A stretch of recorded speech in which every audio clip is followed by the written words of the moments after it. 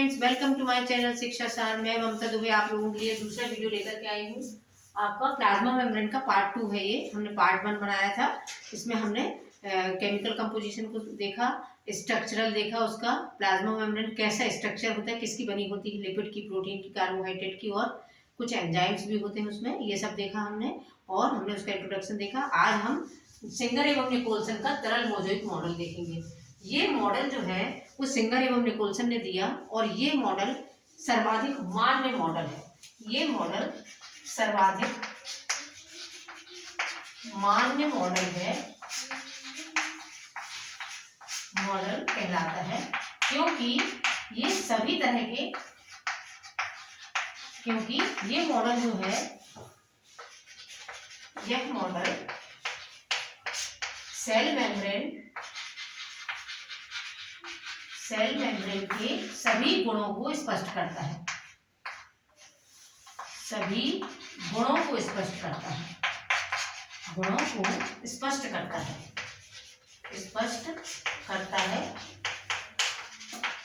इसके अनुसार, इस मॉडल के अनुसार जो मेम्ब्रेन होती है, हमारी सेल मेम्ब्रेन होती है, वो तरल अणुओं की बनी और लिपिड के द्विस्तरीय तरल लिपिड के अणुओं की बनी होती है। इस मॉडल के अनुसार, इस मॉडल के अनुसार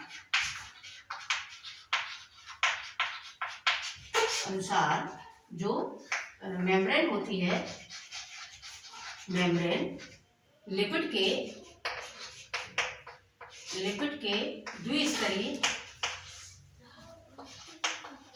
द्विस्तरों से बनी तरल होती है, तो इस मेम्ब्रेन में लिपिड के 2 स्तर होते हैं और यह तरल होती है। इसमें जो प्रोटीन वाला पार्ट होता है, प्रोटीन जो होती है, इसके अंदर जो प्रोटीन पाई जाती है वो स्थिर नहीं होती है, वो उसका स्थान हमेशा बदलते रहता है। तो यहाँ इसमें प्रोटीन का जो स्थान है, प्रोटीन का स्थान बदलते रहता है।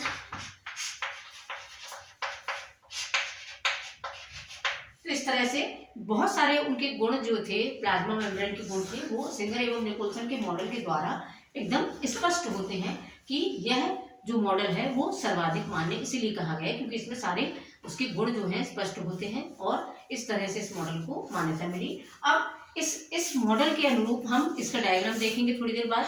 अब इस मॉडल के अनुरूप क्या होता है, इसमें क्या क्या पाया जाता है, इसके अंदर क्या क्या होता है। तो इस मॉडल में हमने देखा था, इसके पहले भी बताया था, इसके केमिकल कंपोजिशन में कि इसमें प्रोटीन होता है, लिपिड होता है और लिपिड की 2 लेयर होती हैं। प्रोटीन ऊपर बाहर और आंतरिक परत जो होती है वो प्रोटीन की बनी होती है और बीच वाली जो परत होती है वो लिपिड की बनी होती है। तो इसमें जो प्रोटीन वाला पार्ट होता है, प्रोटीन जो होता है, इसका प्रोटीन वाला जो पार्ट होता है, इसमें प्रोटीन जो होती है 2 तरह की प्रोटीन पाई जाती है। इसमें प्रोटीन 2 प्रकार की होती है, 2 प्रकार की पाई जाती है। पहली प्रोटीन का नाम होता है पेरिफेरल, या इसे हम कह सकते हैं परिधीय प्रोटीन,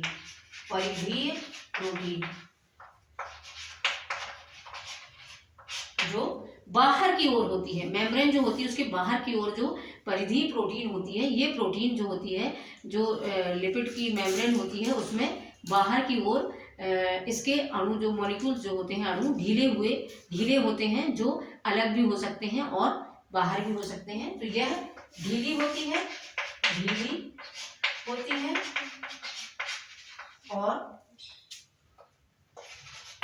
और इसके मॉलिक्यूल्स, इसके अणु आसानी से अलग हो जाते हैं,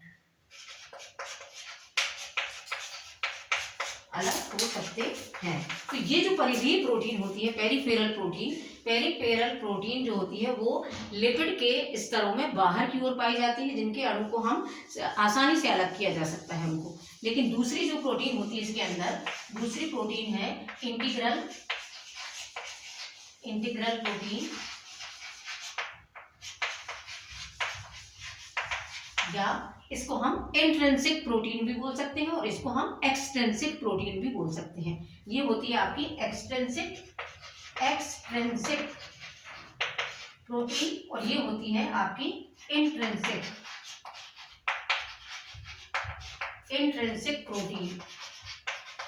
तो इस तरह से हम इसको दो नाम हो सकते हैं इसके, पेरिफेरल, एक्सटेंसिक, इंटीग्रल या इंट्रिंसिक प्रोटीन। इंट्रिंसिक प्रोटीन जो होती है वो लिपिड के अंदर की ओर धसी हुई होती है, धसी होने की वजह से उसको आसानी से अलग नहीं किया जा सकता।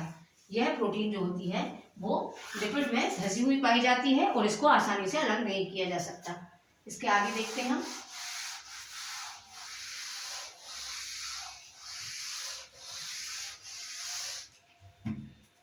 इंट्रिंसिक प्रोटीन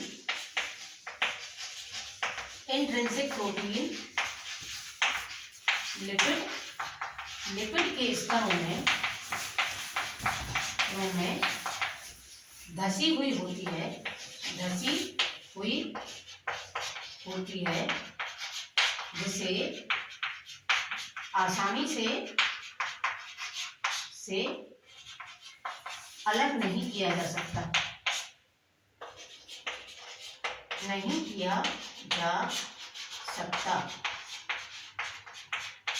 यह प्रोटीन बीच में पाई जाती है।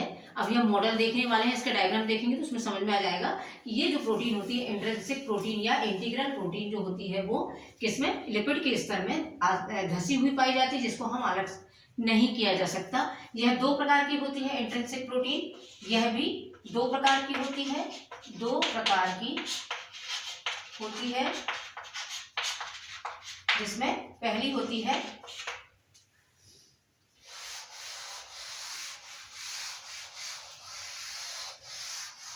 पहली प्रोटीन का नाम है, इसमें सिस पार्ट होता है जो इसका सिस इंट्रिंसिक प्रोटीन, और दूसरी होती है ट्रांस इंट्रिंसिक प्रोटीन। सिस इंट्रिंसिक प्रोटीन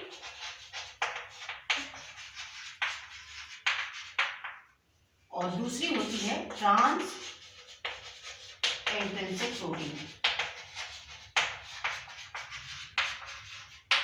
तो ये सिस इंट्रिंसिक प्रोटीन जो होती है वो आधी धसी हुई पाई जाती है। इसमें ये दोनों प्रकार कैसे होते हैं, ये इंट्रिंसिक प्रोटीन ये आधी धसी हुई होती है लिपिड के स्तर में, और ट्रांस इंट्रिंसिक प्रोटीन जो होती है वो पूरी तरह बीच में पाई जाती है। इस वजह से इसको आसानी से हम हटा नहीं सकते। तो इस तरह से इंट्रिंसिक प्रोटीन के दो पार्ट हैं, सिस इंट्रिंसिक प्रोटीन और ट्रांस इंट्रिंसिक प्रोटीन। तो अब हम इसका डायग्राम देखेंगे मॉडल का। चलिए आगे।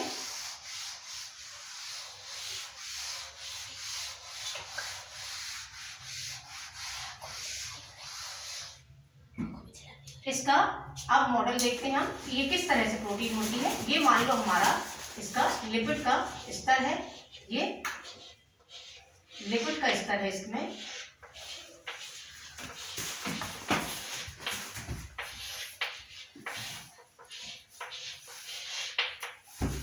ये जो आपको दिखाई दे रही है, ये यहां हम इस तरह से बीच में प्रोटीन पाई जाती है।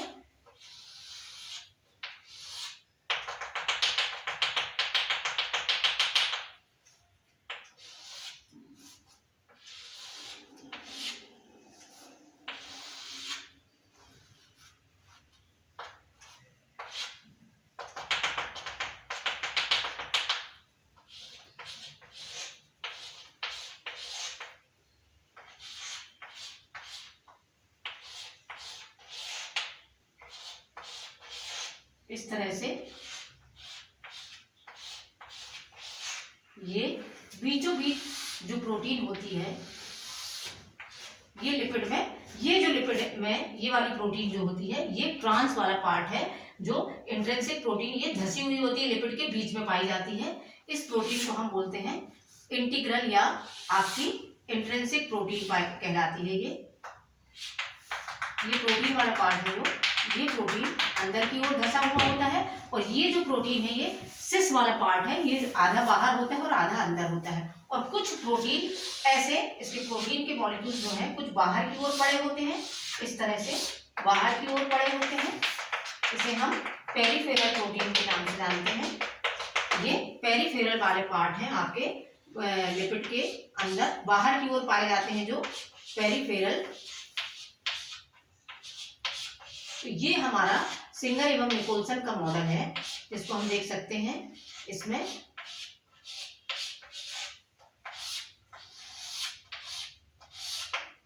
कुछ प्रोटीन वाला पार्ट जो है इस तरह से अंदर की ओर होता है,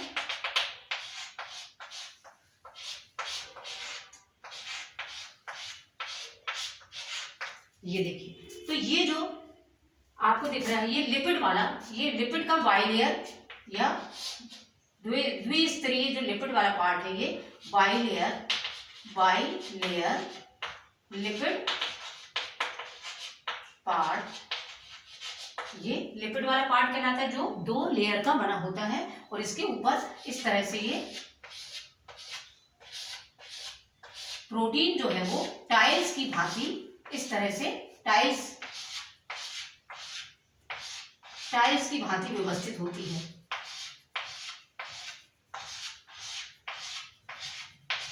इस तरह से टाइल्स की भांति ऐसे बाहर वाला स्तर जो होता है वो इस तरह से दिखाई देता है मेम्ब्रेन की।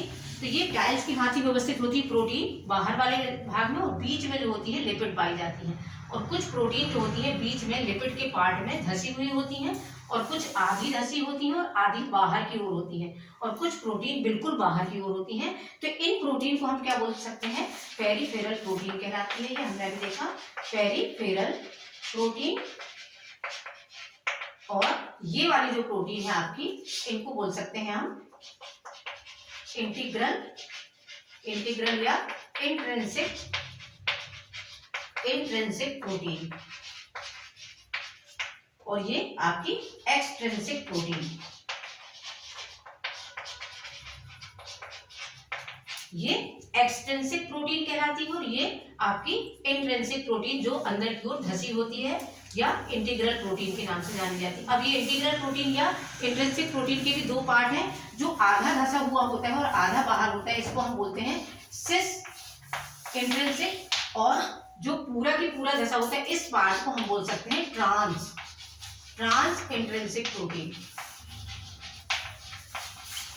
ये वाला जो पार्ट है ये ट्रांस इंट्रिंसिक प्रोटीन है, और ये सिस इंट्रिंसिक प्रोटीन है, और ये पेरिफेरल वाला पार्ट है। और ये लिपिड की बाइलेयर होती है, जिसमें ये वाला जो पार्ट होता है ये हाइड्रोफिलिक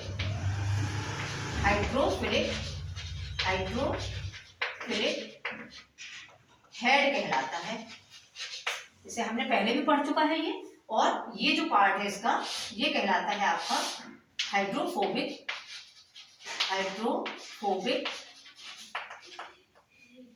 टेल। तो ये 2 तरह के पार्ट होते हैं लिपिड के, हेड और टेल। तो हाइड्रोफिलिक हेड और हाइड्रोफोबिक टेल कहलाता है। जो ये जो पार्ट है, ये लिपिड का पार्ट जो होता है, ये जल में अघुलनशील होता है, जल में ये घुलनशील नहीं होता, इसलिए इसी के द्वारा कुछ बाहर के जो पार्टिकल्स हैं वो इस लिपिड के अंदर आने जाने में, आवागमन में अवरोध पैदा करते हैं, और ये कोई भी पार्टिकल अंदर आसानी से नहीं आ सकता। और ये जो पार्ट होता है इसका हाइड्रोफिलिक पार्ट जो हेड कहलाता है, ये जल में घुलनशील होता है, इसके द्वारा कोई भी जो पार्टिकल हैं आसानी से अंदर आ जा सकते हैं। तो इस तरह से हमने सिंगर एवं निकोलसन का मॉडल देखा, आपको समझ में आया। इसके बाद हम चलते हैं, इसके कुछ फंक्शन देखेंगे, और फंक्शन के बाद इसके कुछ प्रॉपर्टीज देखेंगे, और इसके बाद आपका कंप्लीट हो गई है सेक्शन। तो मैं ये आप देख लीजिए डायग्राम, इसको मैं रब कर देती हूँ।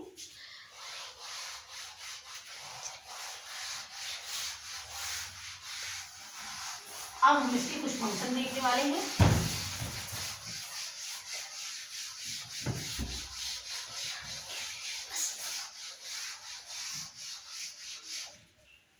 इसके फंक्शन देखेंगे, फंक्शन कि प्लाज्मा मेम्ब्रेन क्या क्या फंक्शन करती है। सबसे पहला फंक्शन इसका, ये किसी भी सेल का सुरक्षात्मक आवरण बनाती है, रक्षा करती है हमारे सेल की।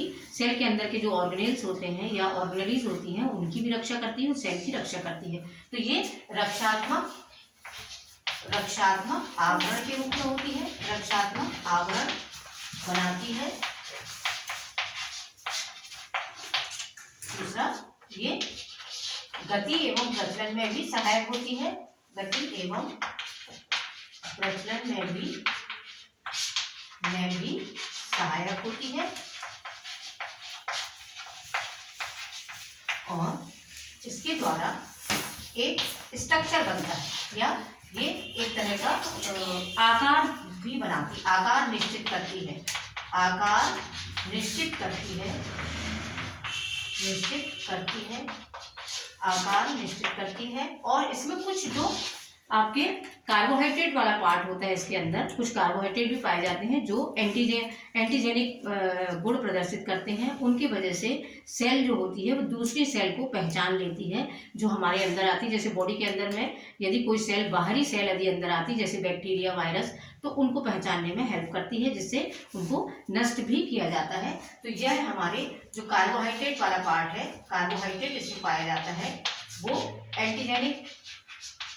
एंटीजेनिक गुण प्रदर्शित करता है, एंटीजेनिक गुण प्रदर्शित करता है, जिससे सेल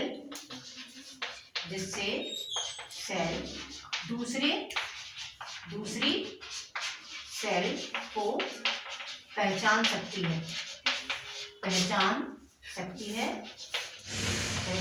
है और जो हानिकारक होते हैं, हानिकारक जीव हैं, उनसे हमारी रक्षा करती है। तो इस तरह से कार्बोहाइड्रेट वाला जो पार्ट होता है इसमें वो एंटीजेनिक होता है, गुण प्रदर्शित करता है, जिसके कारण सेल दूसरी सेल को पहचान लेती है और उसको, यदि वह हानिकारक जीव है तो उनकी से हमारी रक्षा भी करती है। और भी इसमें बहुत सारे गुण हैं, जैसे लिपिड वाला जो स्तर है, लिपिड जो सेल होती है वो स्ट्रक्चरल फ्रेम बनाती है, स्ट्रक्चरल फ्रेम बनाती है।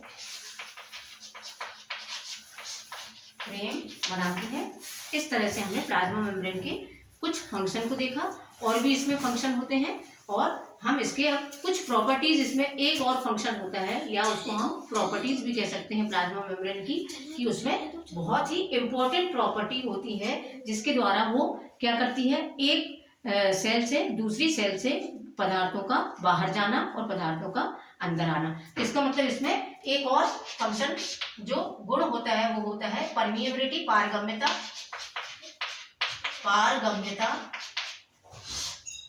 सिलेक्टिव पारगम्यता, या इसको हम बोल सकते हैं पारगम्यता के गुण पाए जाते हैं इसमें, जिससे कोई भी जो अनावश्यक पदार्थ है वो अंदर नहीं आ सकता।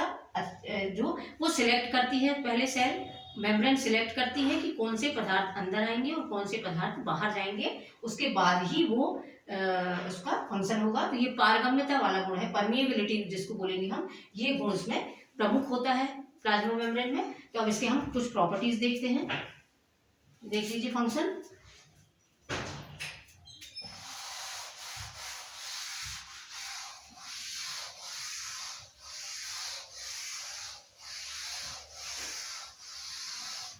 इसकी कुछ प्रॉपर्टीज है,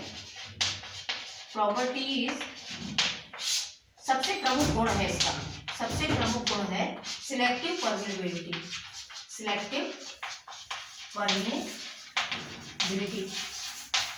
या चयनात्मक पारगम्यता मतलब ये किसी भी पदार्थों का चयन करती है कि कौन सा पदार्थ अंदर आएगा, कौन सा पदार्थ बाहर जाएगा।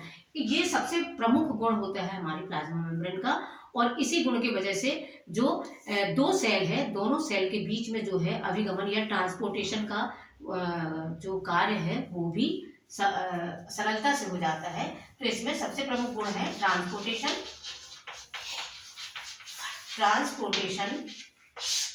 अभिगमन, जिसको हम अभिगमन बोलेंगे। तो दो सेल के बीच में, दो सेल के बीच में सरलता से पदार्थों का बाहर जाना और अंदर आना, यह इसके द्वारा संभव होता है।